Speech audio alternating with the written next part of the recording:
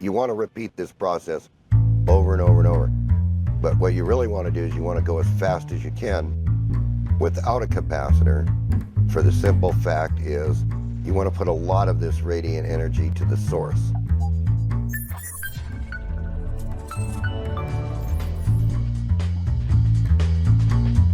I noticed something here.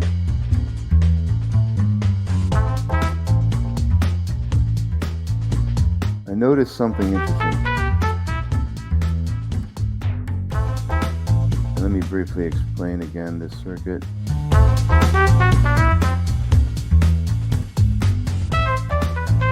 It's a Bedini SG circuit combined. It's like two of them combined with no trigger winding. Instead, you have to use a commutator or a custom-made reed that switches two sources and two poles. You would basically switch this side first, close the gates, then open them as you see them now, and then switch this side next, close the gates as you see them now, and then open them. The concept here is to charge this coil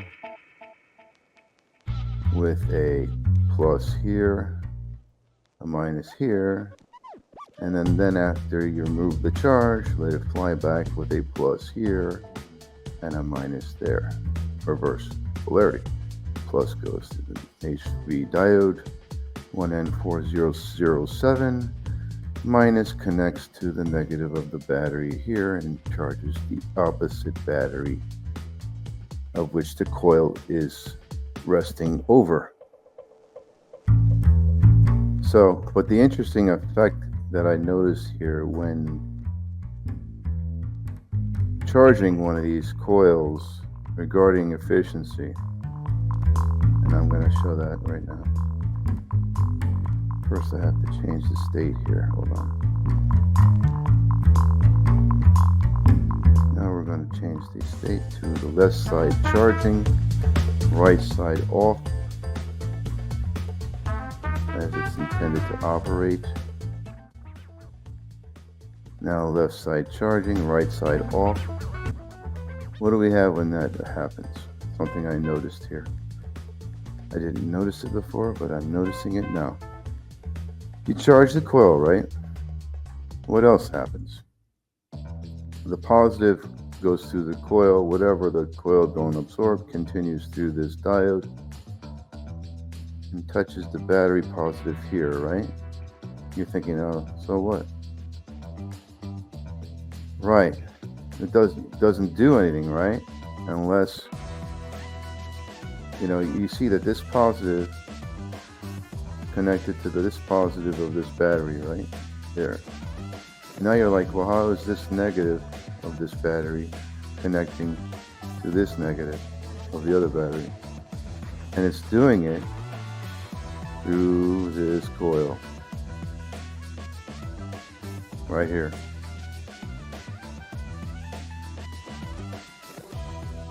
I don't know what to make of that,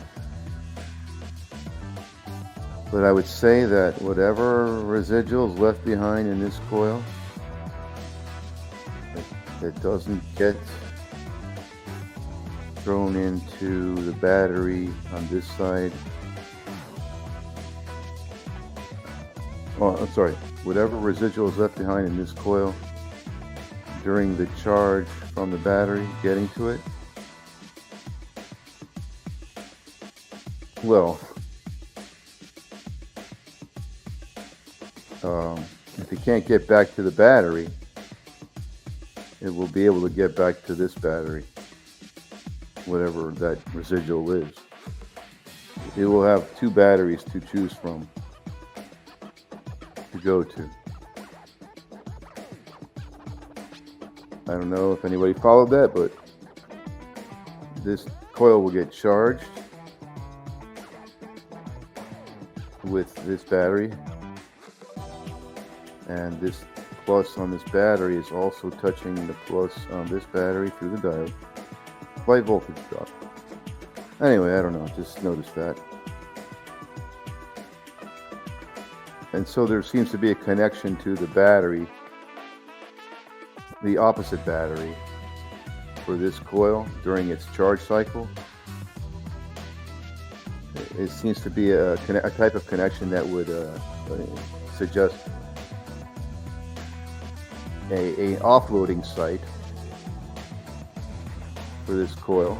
Of course, it's offloading during the flyback, but we're not in that cycle right now. We're in the charge cycle. So basically, the positive is charging this coil right now.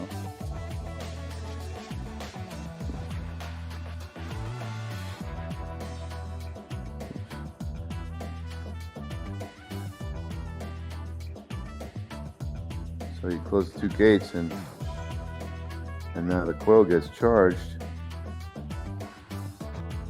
And once the coil is charged, this positive will reach over to this side of the coil, after the coil's charged, that is. And of course, it will saturate past the diode and touch this battery. And for that to be effective, you also need the negative side of this battery to touch here. Coincidentally, this negative can get to there through the same coil. Draw that in a different color one more time. See?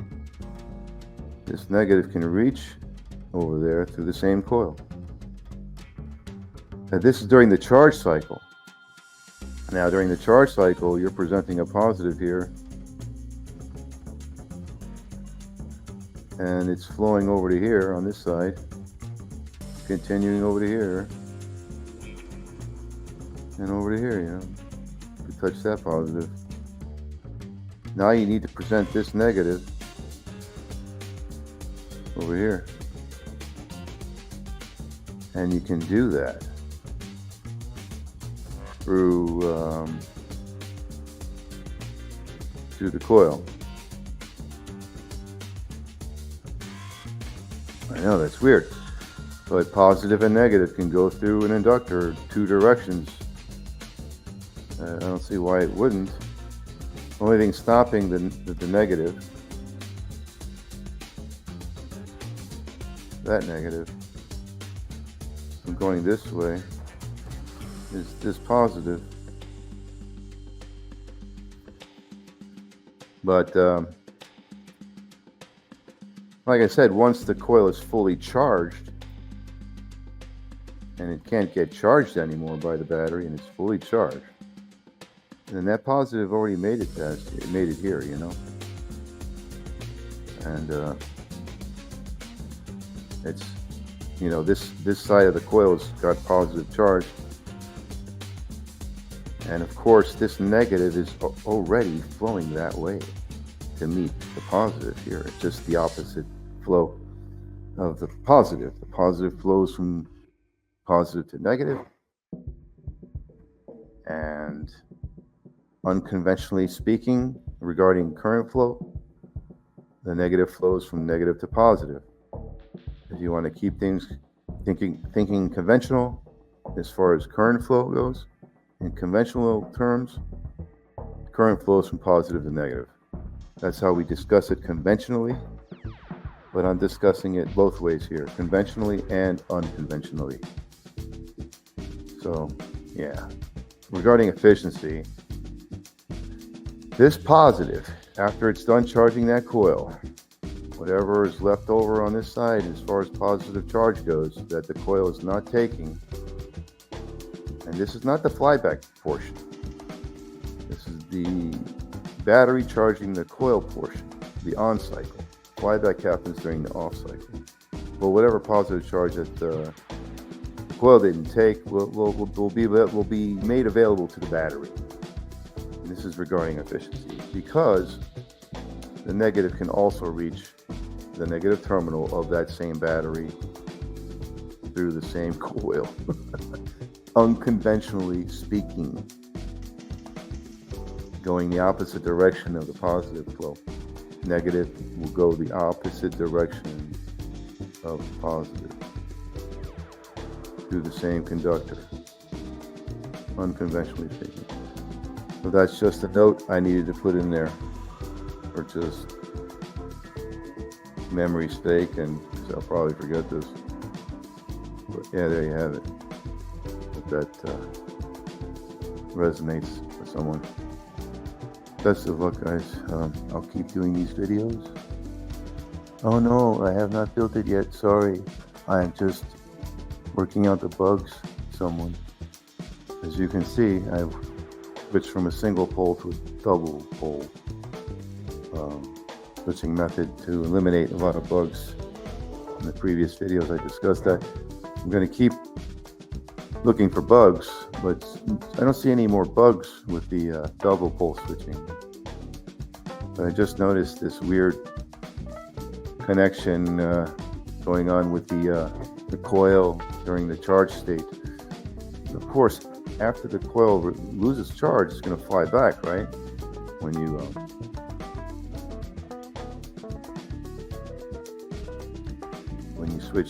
when you open up these gates here from being closed, and then the flyback happens.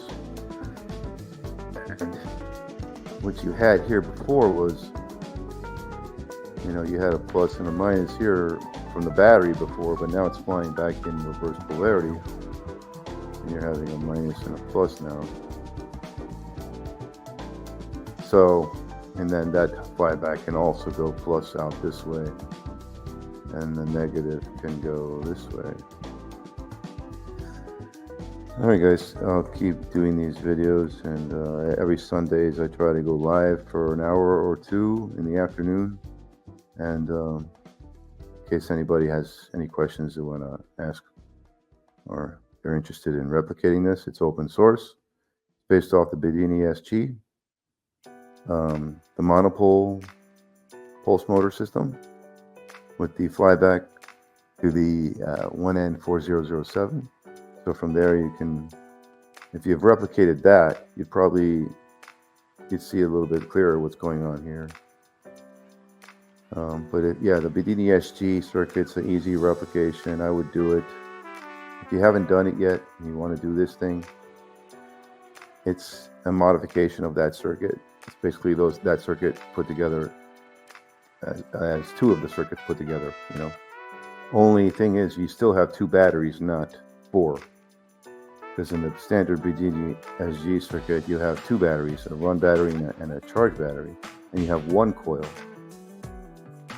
And here you have two coils, two batteries, and with the Bedini SG, you're switching the negative through a bipolar junction transistor. And you're switching the negative side of the battery to the coil, and the positive side is connected, hardwired, in that system, the Bedini SG. Here, difference is you're switching the positive also. That's pretty much the only difference in switching, is you're not just switching the negative side of the coil, the loading coil. You're also switching the positive side of the loading coil, and there's two loading coils, not one. And each loading coil is switched individually in sequence. So you place them around a rotor, 90 degrees around a rotor, and you pulse one, then the other. And you put two magnets on that rotor, 180 degrees, and that enables you to pulse one coil at a time. And that's how that works. So I also have a relay for that if anyone's interested in that relay. It's on the channel. It shows how to switch, adding a smaller coil in series with each of these two coils to switch one side of the relay